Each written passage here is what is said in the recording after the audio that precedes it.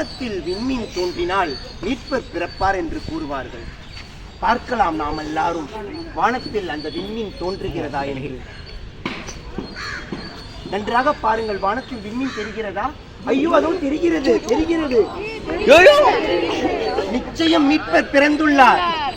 வாருங்கள், நாம் தேடி புறப்படுவோம், மீட்பரை தேடி புறப்படுவோம். வணக்கம் ஞானியரே, நீங்கள் எங்கிருந்து வருகிறீர்கள்? எதற்காக வருகிறீர்கள்? வானத்தில் விண்மீன் எழக் கண்டு மீட்பர் பிறந்துள்ளார் என்று அறிவிக்க வந்தீர்களா? அவர் யூதர்களின் அரசரா? ஐயோ, யூதர்களின் அரசர் எனது ஆட்சி முடிவுற்று விடுமா? ஐயோ, நீங்கள் ஞானிகளை வாருங்கள் வாருங்கள், யூதர்களின் அரசர் எங்கே பிறப்பார்? யூதா நாட்டு பெத்லகேமில் பிறப்பார். நீங்கள் போய் குழந்தையை போய் வணங்கிவிட்டு வாருங்கள், என்னிடம் வந்து சொல்லுங்கள், நானும் குழந்தையை வணங்குகின்றேன்.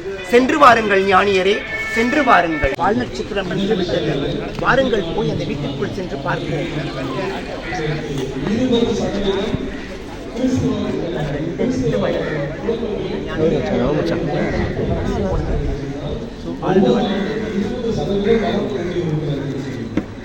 இயேசு கிறிஸ்துவை அறிந்து கொண்டார்கள். இயேசு கிறிஸ்துவை இவர்கள் புரிந்து கொண்டார்கள்.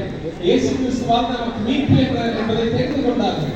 எனவே இயேசு கிறிஸ்துவை தவிர்த்து நமக்கு வாழ்வு இவர்தான் நம்முடைய ஒளி, இவர்தான் நம்முடைய வாழ்க்கைக்கு பாதையாக இருக்கிறார். அவரும் வழிபட வேண்டும் என்று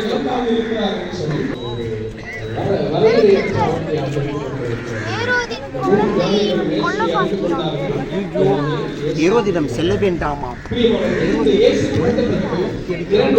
நாம் வேறு வழியாக செல்லலாம். வாருங்கள் ஞானியரே, நாம் வேறு